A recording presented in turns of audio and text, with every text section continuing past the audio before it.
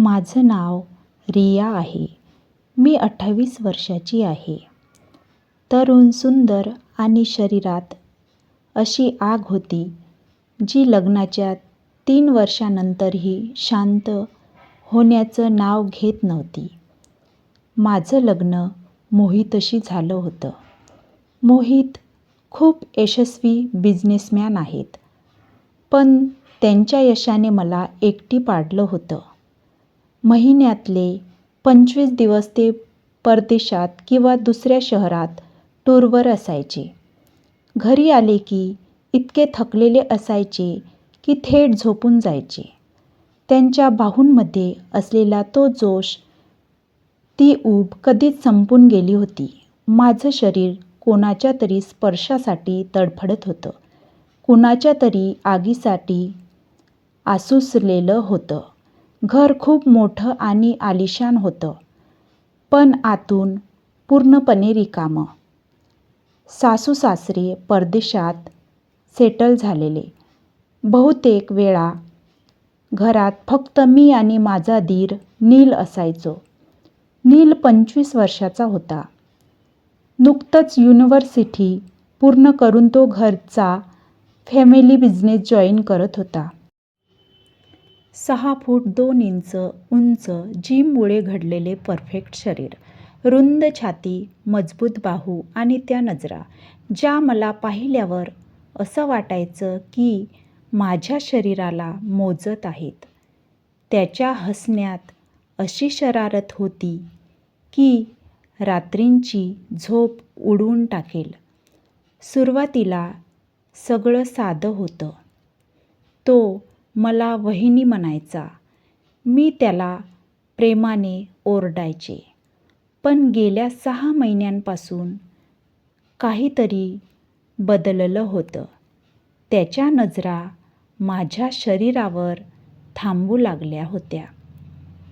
माझ्या साडीच्या पदरावर, कंबरेवर, छातीवर. एक दिवस फार उकाडा होता. मी किचनमध्ये थंड ज्यूस बनवत होते. नील जिममधून परत आला होता.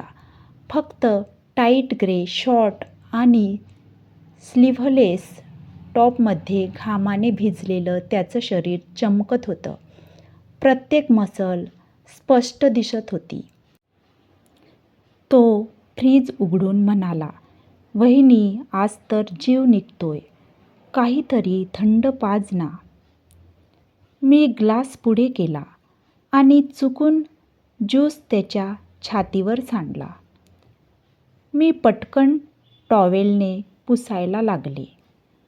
माझा हात त्याच्या कठीण, गरम छातीवर थांबला. त्याची धडधड माझ्या हाताखाली वेगाने चालली होती. तो माझ्या डोळ्यांत पाहत हळू आवाजात म्हणाला, "वहिनी, तुमचा हात खूप गरम आहे की मला आग लागते." मी लाजले, पण हात हटवला नाही. त्याच्या डोळ्यांतली भूक स्पष्ट दिसत होती. त्या दिवसापासून त्याच्या शरारती वाढल्या. कधी मागून जाताना माझ्या कंबरेला हात लावायचा. कधी रात्री मूव्ही पाहताना माझ्या बाजूला बसून ब्लँकेटखाली माझ्या मांडीवर हात ठेवायचा. कधी सकाळी माझ्या रूममध्ये येऊन बेडजवळ उभा राहून मला पाहत राहायचा. मी त्याला थांबवत नव्हते, कारण मोहितच्या अनुपस्थितीत माझं शरीर तहानलेलं होतं. नीलच्या नजरा, त्याचं शरीर, त्याचा आवाज, सगळंच मला अस्वस्थ करत होतं. एक रात्र अशी आली. मोहित पुन्हा परदेशात गेले होते. घरात फक्त आम्ही दोघे. वीज गेली होती. बाहेर मुसळधार पाऊस पडत होता. विजा कडाकडत होत्या. मी माझ्या खोलीत झोपले होते, पण झोप येत नव्हती. नीलच्या त्या नजरा, त्याचा स्पर्श, त्याच्या उष्ण श्वासांची आठवण माझं शरीर पेटवत होती. अचानक दार ठोठावलं. नील आत आला. फक्त एक पातळ टी-शर्ट आणि शॉर्ट्स घातलेले होते. केस ओले होते. शरीरावर पावसाचे थेंब चमकत होते.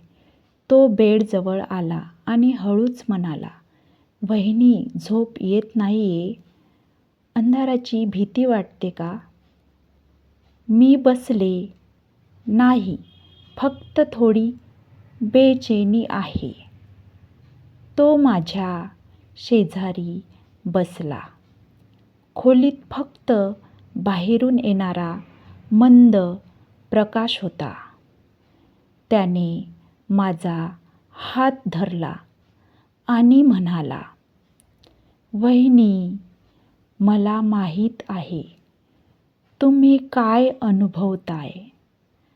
भाऊ तुम्हाला जे हवं आहे ते देऊ शकत नाहीत.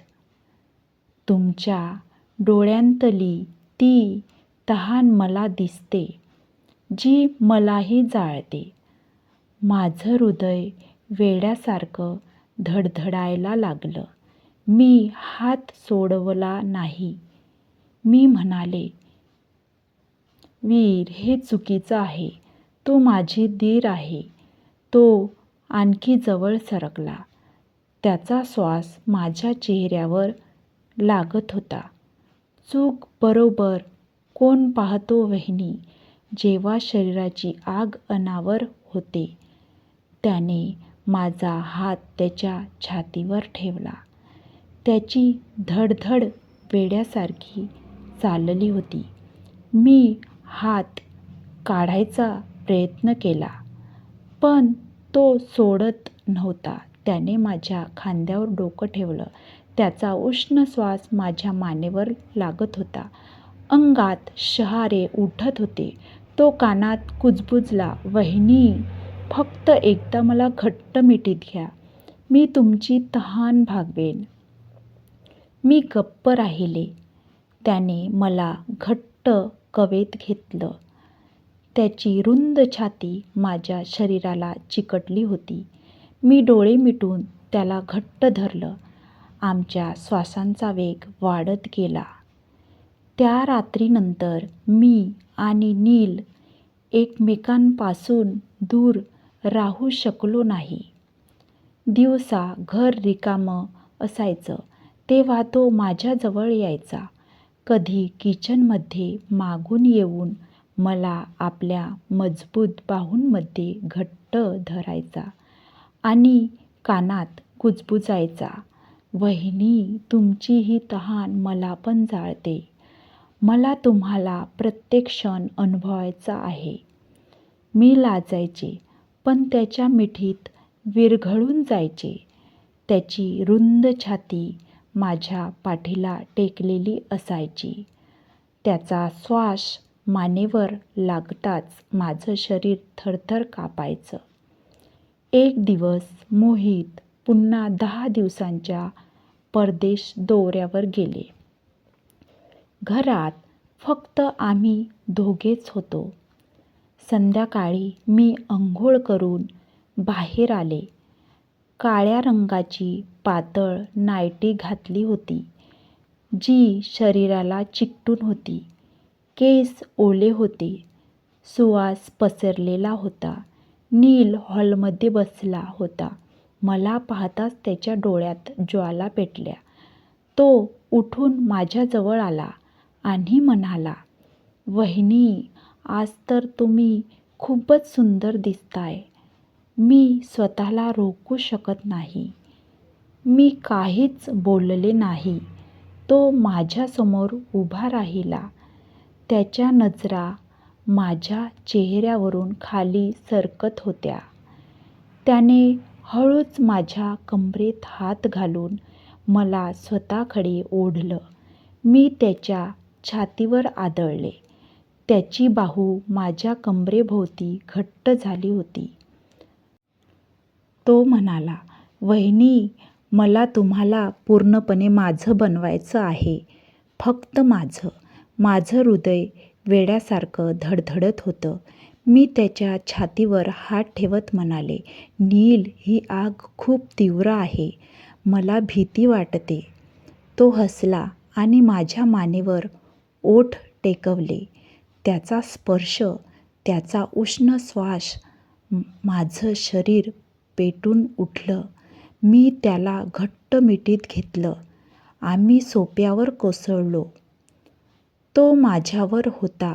त्याचं मजबूत शरीर माझ्या शरीराला दाबत होतं. त्याचे हात पाठीवर, कंबरेवर, मांडीवर फिरत होते. मी त्याचा टी-शर्ट ओढून काढला. त्याची रुंद छाती, कडक स्नायू माझ्यासमोर होते. मी त्याच्या छातीवर ओठ टेकवले. आमचे श्वास एकमेकांत मिसळत होते. तो कानात म्हणाला, वहिनी, तुम्ही किती मऊ आहात, किती गरम. मी तुम्हाला कधीच सोडणार नाही.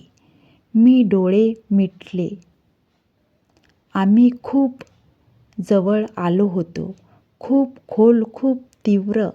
मी किंचाळत म्हणाले, नील, खूप मोठं आहे तुझं. प्लीज, हळू, मी मरेन. तो थांबला नाही. त्याने मला आणखी घट्ट कवेत घेतलं. आम्ही बराच वेळ एकमेकांत हरवून गेलो. शरीराची आग शिखरावर होती. तो क्षण इतका तीव्र होता की मला वाटलं मी वितळून जाईन. माझ्या किंचाळ्या हळूहळू कराहण्यात बदलल्या आणि मग आनंदाच्या आवाजांनी खोली भरून गेली. त्या संध्याकाळीनंतर मी आणि नील पूर्णपणे एकमेकांचे झालो. मोहित बाहेर असताना आम्ही प्रत्येक क्षण एकमेकांसाठी जगायचो. सकाळी उठताच नील माझ्या खोलीत यायचा आणि मला बेडवरच आपल्या मिठीत घ्यायचा. दिवसा कधी किचनमध्ये, कधी सोफ्यावर. माझ्या वर्षानुवर्षाची तहान नीलच्या आगीत शांत होत होती. पण प्रत्येक सुखासोबत भीतीही वाढत होती. मला माहिती होतं की गुपित जास्त दिवस लपून राहणार नाही. आणि एक दिवस ज्या गोष्टीची भीती होती तीच घडली. त्या सुखाच्या क्षणांसोबतच मनात भीती वाढत चालली होती. घरात वावरणारी नोकराणी, शेजारच्या नजरा, अचानक परत येण्याची शक्यता, सगळंच मन अस्वस्थ करत होतं. आणि एक दिवस ज्या क्षणांची भीती वाटत होती तो क्षण समोर उभा राहिला. मोहितचा परदेश दौरा अचानक संपला. कोणतीही कल्पना न देता तो दुपारीच घरी परत आला. त्यावेळी मी आणि नील माझ्या खोलीत होतो. दार उघडलं गेलं आणि सगळं थांबलं. मोहितच्या डोळ्यांत आधी धक्का, मग वेदना आणि नंतर संताप दिसत होता. तो काहीही न बोलता बाहेर निघून गेला. घरात स्मशानासारखं शांत वातावरण पसरलं. मी स्वतःला सावरत रडत रडत त्याच्या मागे गेले. त्याच्या पायाशी बसून माफी मागितली. नीलनेही आपली चूक मान्य केली आणि घर सोडण्याची तयारी दर्शवली. त्या रात्री कोणीच झोपलं नाही. काही दिवसांनी मोहित परत आला. तो खूप विचार करून आला होता. त्याने स्पष्ट सांगितलं की जे घडलं ते विसरता येणार नाही, पण तो कुटुंब मोडू इच्छित नाही. त्याने स्वतःत बदल करण्याचं आश्वासन दिलं. काम कमी करणार, घरात जास्त वेळ देणार, नात्याला पुन्हा वेळ देणार. नीलने दुसऱ्या शहरात नोकरी स्वीकारली आणि घर सोडण्याचा निर्णय घेतला. जाताना त्याने शांतपणे निरोप घेतला. कोणताही दोष, कोणतीही अपेक्षा नाही, फक्त आठवणी. हळूहळू घरातलं वातावरण बदललं. मोहित आणि माझं नातं पुन्हा उभं राहिलं. विश्वास जखमी झाला होता, पण प्रयत्नामुळे तो सावरण्याच्या मार्गावर होता. आज घर शांत आहे. आयुष्य पुन्हा रुळावर आलं आहे. पण काही आठवणी मनाच्या एका कोपऱ्यात कायम राहतात, ज्या ना पूर्णपणे विसरता येतात ना पुन्हा जगता येतात. ही होती माझी कथा. माझं नाव रिया आहे आणि हा तो अध्याय होता, जो आयुष्यभर गुपितच राहील.